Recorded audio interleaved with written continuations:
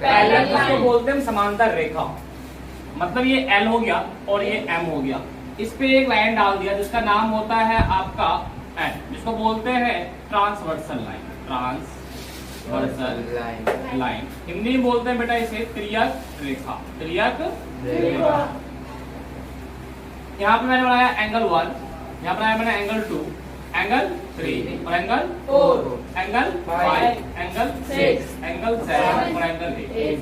अब इसमें कुछ बातें हमें पढ़नी है। पहला पॉइंट हमारा आता है बेटा alternate. Alternate interior angle. Alternate interior angle. अंत एकांतर कोण। अंत एकांतर कोण। बेटा अब ये अल्टरनेट का मतलब क्या होता है? पहले तो इंटीरियर का मतलब होता है अंदर का एंगल। कैसा एंगल बेटा? अंदर का एंगल। और अंदर का एंगल का मतलब क्या हो गया कि एंगल क्या है? अंदर है, इसलिए बोला इसे इंटीरियर। क्या बोला इसलिए? इंटीरियर। अब देखो अल्टरनेट क्या होता है? जो आपका कैंची होता है, या आप बोल सकते हैं जेड। क्या बोल सकते हैं आप? जेड। जैसे कि मान लो ये 4 एंगल किसके इक्वल होगा बेटा? 4 के, 6 के। किसके एंगल होगा बेटा? 6 के। एंगल 3 किसके इक्वल होगा बेटा? 5 के। तो इसका हम बोल सकते हैं क्रॉस। क्या बोल सकते हैं बेटा? क्रॉस। क्या बोल सकते हैं बेटा? क्रॉस। तो इसलिए बोलते हैं इसे अल्टरनेट। बोला अल्टरनेट है लेकिन है इंटीरियर। कैसा बेटा? इंटीरियर। अब उसके बाद देखो क्या है, अब आता दूसरा पॉइंट आपका अल्टरनेट ही है। W6 का कोड आना पड़ेगा।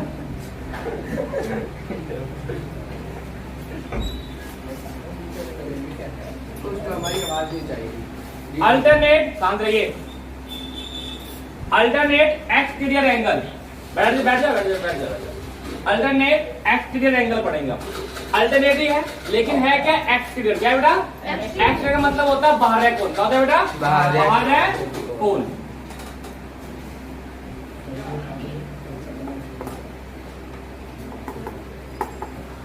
अब कौन सा लेंगे बाहर का अल्टरनेट? ये एंगल 1 और एंगल 2, एंगल 8, एंगल 7 क्या है? बाहर के। अब एंगल 1 किसके इक्वल होंगे बताओ? 7 के इक्वल होंगे।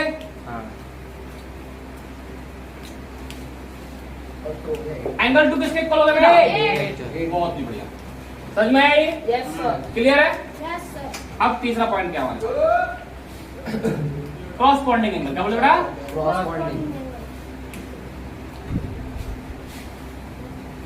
इसमें क्या होता है? एक अंदर और एक बाहर। मतलब एंगल 4 किसके इक्वल होगा बेटा? 8। एंगल 3 किसके इक्वल होगा बेटा? 7। एंगल 2 किसके इक्वल होगा बेटा? 5। एंगल 2 किसके इक्वल होगा? एंगल 6 के। और एंगल 1 किसके इक्वल होगा बेटा? एंगल 5 के। तो क्या होता है? एक क्रॉसपोंडिंग का मतलब होता है एक बाहर और एक अंदर। ठीक है, अब यार अब मुझे बताओ, एक होता है अपोजिट। क्या होता है? Opposite angle. अपोजिट एंगल कौन कौन से लेंगे मुझे बताओ? एंगल 2 किसके इक्वल हो जाएगा बेटा? एंगल 2 किसके इक्वल हो जाएगा बेटा? अपोजिट 4 के। एंगल 1 किसके इक्वल हो जाएगा बेटा? एंगल 6 किसके इक्वल हो जाएगा बेटा? एंगल 5 इक्वल हो जाएगा। क्लियर है यहाँ तक? अब कुछ बातें और है। ये है आपका फोर्थ पॉइंट।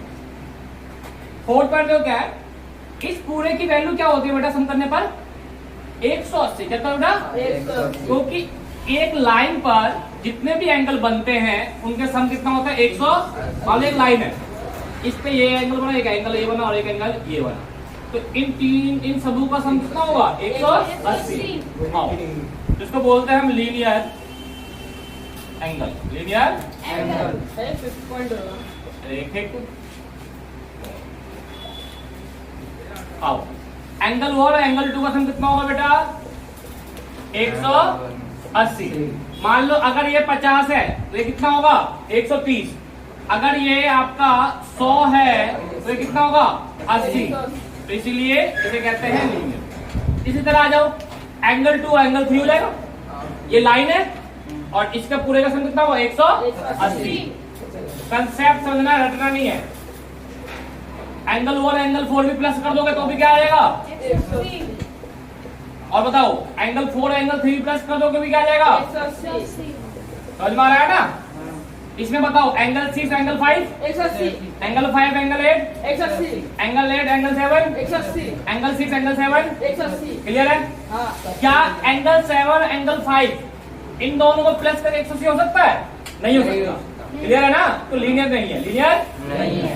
तो आपने क्या पढ़ा? अल्टरनेट पढ़ लिया आपने, इंटीरियर पढ़ लिया, एक्सटीरियर पढ़ लिया, क्रॉस कोऑर्डिनेट पढ़ लिया, अपोजिट एंगल पढ़ लिया और लीनियर एंगल पढ़ लिया। क्लियर है यहाँ तक? अब सुनो, अब क्या करना है, इसका यूज कैसे होगा? यूज कैसे होगा? तो मान लो एक क्वेश्चन आपको दे दिया गया, बोला बेटा ये है 50, है ना? तो ये बताओ कितना होगा। अब समझना, अगर ये 50 है, ये कितना होगा बेटा? 130 50 होगा, 50 क्योंकि अपोजिट एंगल है। ये होगा 130। क्या होगा ये? अब समझना अगर ये 130 होने में कितना होगा बेटा? 130। और ये एंगल और ये एंगल कैसे होते हैं? बराबर, अल्टरनेट इंटर एंगल। तो y कितना आएगा बेटा? 130 का। एक तो ये तरीका। दूसरा तरीका क्या है बेटा? अगर ऊपर वाला 130 है, एक बाहर का और एक अंदर सेम साइड कॉरस्पॉन्डिंग बताया था मैंने।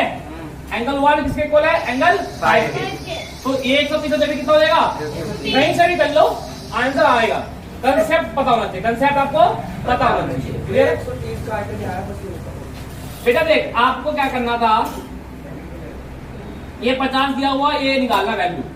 ठीक है? कैसे निकालेगा? अगर ये 50 हो तो ये भी 50 होगा, क्योंकि अपोजिट एंगल बराबर होता है। कैसे होता बेटा? बराबर। तो ये 50 हो गया। मैंने एक चीज बताया था कि एंगल y किसके इक्वल हो सकता है? एक ये इसके इक्वल हो सकता है, क्योंकि अल्टरनेट है। क्या है बेटा? अल्टरनेट। ये कितने का है पता नहीं, तो निकल सकता है। इक्वल कितने का होता है बेटा? 180 का। ये 50 का कितना हो जाएगा बेटा? 130 तो ये एंगल और ये एंगल बराबर होते हैं, तो y की वैल्यू कितनी आ गई? 130 समझ में आया? एक तरीका और है, अगर 130 है तो ये कितना होगा बेटा? 130। क्यों होगा? अपोजिट। अपोजिट एंगल है। और इसकी वैल्यू एक्चुअली बराबर हो सकती है, हो सकती है, क्योंकि same side corresponding angle, same side में एक बाहर और एक अंदर। वो एंगल 1 एंगल 5 कॉरस्पॉन्डिंग एंगल, कौन सा एंगल? या सेम साइड लिख सकते हैं। क्या लिखते हो बेटा? Same side. Same side transversal line. ठीक है? क्लियर है? तो ये चीज आपको यूज करना आना चाहिए, यूज करना आपको आना चाहिए। ठीक है? ये जब हो जाएगा आपको याद, समझ में क्या हो जाएगा बेटा? अगर समझ में हो जाएगा, समझ लोगे, तो ही आप 6.1 कर सकते हो, या पूरा चैप्टर 6 कर सकते हो, या पूरा कंसेप्ट लाइन एंगल कर सकते हो। अगर ये याद नहीं होगा तो कुछ नहीं होगा। ठीक है? तो इसीलिए कहा जाता है कि आपको हम पढ़ाए या स्कूल वाले पढ़ाए, घर पे जाके सेल्फ स्टडीज करना है। अगर आप सेल्फ स्टडीज नहीं करोगे तो कुछ नहीं होगा। ठीक है ना? सेल्फ स्टडीज करोगे तभी आप आगे सफल हो पाओगे। समझोगे कि भैया ने करवा दिया, सर ने करवा दिया, हो गया, हमें आ गया, नहीं। खुद से नहीं करोगे तो नहीं आएगा। ठीक है? तो इसीलिए अभी जो तुम्हारी एज है, जो आप क्लास में हो, 9th क्लास में हो, तो आपको अभी से ही हर चीज को समझना है कि मैं आगे करना क्या है मुझे।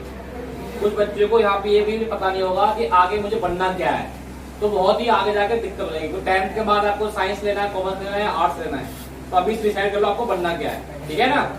क्लियर है? तो इसलिए अगर आपको सफल होना है तो अपने समय को और अपनी समझ को, दोनों को यूज करना है, दोनों को यूज। और कभी कभार क्या होता है, जिसके पास समय होता है उसके पास समझ नहीं होता उस वक्त। और जब समय नहीं है, समझ भी नहीं है आपके पास। अगर आपको समझ है तो समय नहीं है, तो समय और समझ दोनों अगर इसके पास हो गया तो दोनों, वो व्यक्ति क्या है? सफल है। क्या वो व्यक्ति? सफल। तो समय और समझ दोनों है तो सफल है। क्लियर है ना? तो अभी आपको दोनों लेके चलना है, आपको समझ भी लेकर आना है और समय भी लेकर आना है, दोनों चीज।